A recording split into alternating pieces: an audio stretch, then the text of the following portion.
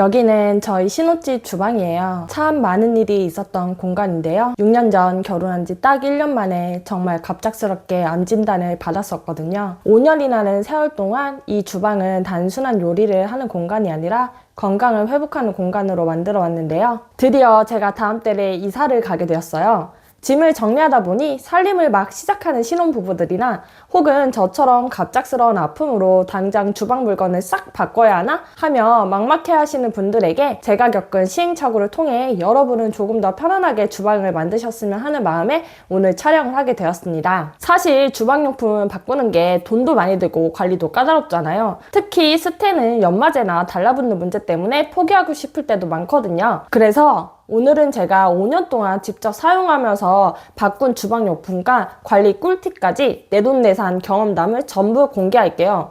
특히 제 건강을 지켜준 1등 공신이라고 하면 스테인리스 제품이라고 할 수 있는데요. 이 스테인리스 제품들 위주로 설명을 드릴 텐데요. 건강함과 편리함 사이에서 제가 찾은 최적의 답안지가 궁금하시다면 이번 영상 끝까지 시청해주세요. 본격적으로 시작하기 전에 구독과 좋아요 눌러주시면 우리 함께 더 건강해지는 에너지를 나눌 수 있을 것 같습니다. 그럼 제가 가장 먼저 찜찜해서 사용하지 않지만 여러분의 주방에는 지금도 있을지 모르는 그 물건 이야기부터 시작해볼까요? 만약 제가 암 진단을 받기 전 나를 딱 한 번 만날 수 있다면 저는 주저하지 않고 이 프라이팬부터 바꾸라고 말해줄 거예요. 사실 암 진단을 받은 이후에 한동안은 코팅팬을 계속 썼어요. 스텐팬은 너무 달라붙기도 하고 불편하니까 그래 코팅이 벗겨지기 전에 6개월마다 새 걸로 바꿔주면 괜찮을 거야 하면서 나름의 타협점을 찾았었죠. 아마 지금 이 영상을 보시는 분들 중에도 저와 같은 생각을 하시는 분들이 많이 있으실 거예요. 하지만 그 안심은 착각이었다는 걸 최근 알게 되었습니다. 이 코팅팬이 위험한 이유는 바로 그 핵심 성분이 과부라 화합물 때문인데요. 세계보건기구 산하의 국제암연구소에서 발표한 내용을 보면 정말 무서워요. 그 연구에 따르면 과부라 화합물이라고 불리는 PFOA를 인체 발암물질 1군으로 확정 분류했습니다. 1군이라는 건 암을 일으키는 가능성이 아니라 암을 일으킨다는 확실한 증거가 있다라는 뜻인 거죠. 이 성분들은 자연에서 절대 분해되지 않아 영원한 화학물질이라고도 불려요. 우리 몸에 들어오면 면역 체계를 억제하고 유전적인 변화까지 일으킨다고 하죠. 면역력이 무엇보다 중요한 우리 같은 암 경험자에게는 매일 쓰는 조리도구에서 면역 체계에 문제를 일으킬 수 있는 물질이 나온다는 건 정말 치명적인 일이죠. 이 사실을 알고 난 뒤 6개월마다 바꾸던 코팅팬을 미련 없이 사용을 멈추고 스텐팬으로 완전히 정착을 했습니다. 처음엔 저도 태워먹고 고생했는데요. 3+1 법칙만 기억하면 누구나 쓸 수 있더라고요. 먼저 중불에서 3분 예열하고 다음으로 물방울이 또르르 굴러가는 것만 확인하고 불을 끄고 기름을 두른 후 1분 기다리기. 이렇게만 하면 계란 프라이도 코팅팬 부럽지 않게 매끈하게 됩니다. 물론 이 스텐팬을 쓰면 좀 무겁기도 하고 예열이 귀찮을 수 있어요. 하지만 5년 뒤 나에게 그때 참 바꾸길 잘했다라는 소리를 듣고 싶다면 오늘 바로 프라이팬부터 점검해 보세요. 사실 이 팬은 요리할 때 잠깐 쓰지만 우리 주방에서 24시간 내내 음식을 품고 있는 이것은 무엇일까요? 사실 이게 더 무서울 수 있습니다.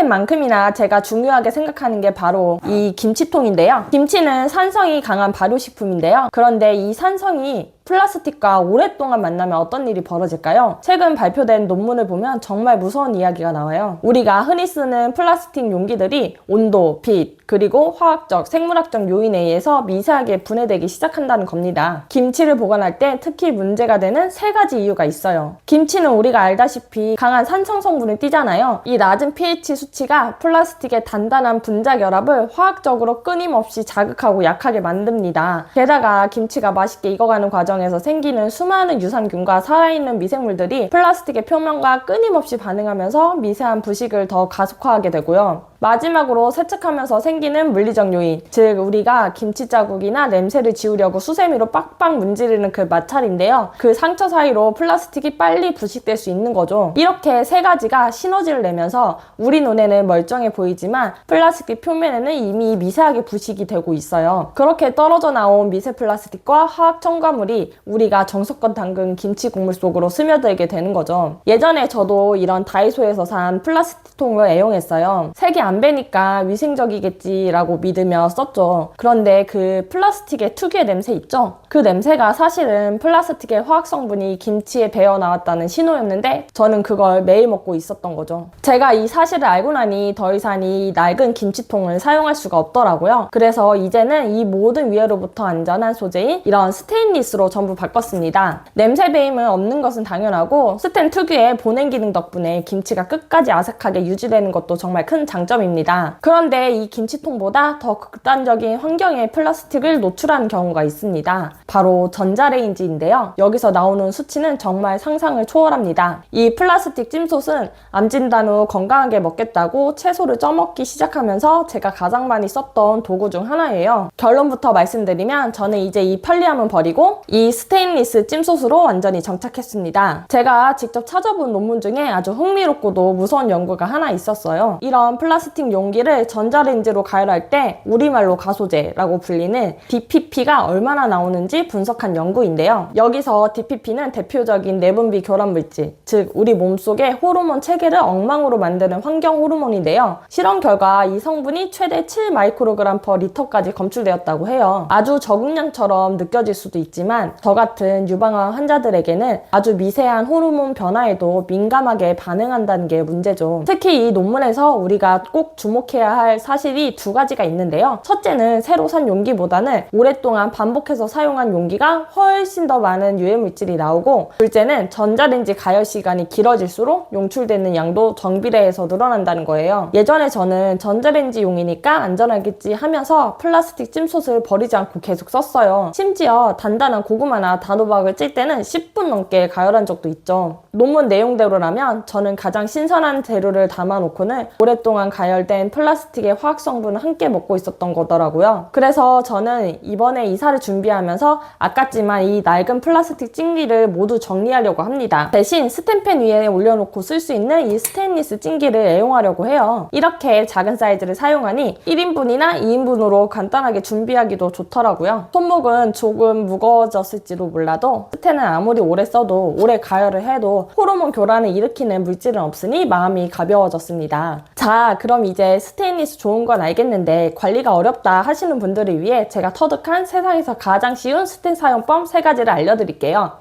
스텐 제품 사기 전에 막연하신 분들은 다음 3가지만 기억하세요. 첫 번째는 연마제 제거인데요. 새로 산 스텐은 주방 세제로 잘 안 닦여요. 키친타올에 식용유를 묻혀서 검은 연마제가 안 나올 때까지 닦아준 다음 베이킹소다를 넣고 끓이고 마지막에 식초물에 한 번 더 끓여내면 끝입니다. 두 번째는 3+1 법칙인데요. 스텐팬이 달라붙는다면 무조건 예열입니다. 중불에서 3불 예열, 물방울 테스트, 불 끄고 1분 대기. 이 루틴이면 계란 프라이도 춤을 추게 됩니다. 마지막은 무지갯빛 얼룩을 제거하는 방법인데요. 사용하다 보면 바닥에 무지갯빛 얼룩이나 하얀 반점이 생길 때가 있죠. 그건 제품의 결함이 아니라 물속의 미네랄 성분이 열과 반응한 것인데요. 이럴 때는 물과 식초를 넣고 살짝 끓여주면 다시 새 제품처럼 반짝거리는 냄비로 돌아옵니다. 스텐은 이렇게 관리에 따라 언제든 다시 새 것이 될 수 있다는 게 가장 큰 매력인 것 같아요. 어떠세요? 생각보다 어렵지 않죠? 처음에 익숙하지 않아 시간이 좀 걸릴 수 있어요. 하지만 가장 중요한 건 이 과정에서 스트레스가 되지 않아야 한다는 사실입니다. 저도 처음엔 강박처럼 유난을 떨었지만 이렇게 나만의 명확한 기준을 만들어 놓으니 더 이상 이 3가지 주방용품 때문에 고민하거나 불안해하지 않게 되더라고요. 여러분도 오늘부터 하나씩 나를 위한 변화를 시작해보세요. 스트레스 없이 건강한 모습으로 다시 만나요. 감사합니다. 건강하세요.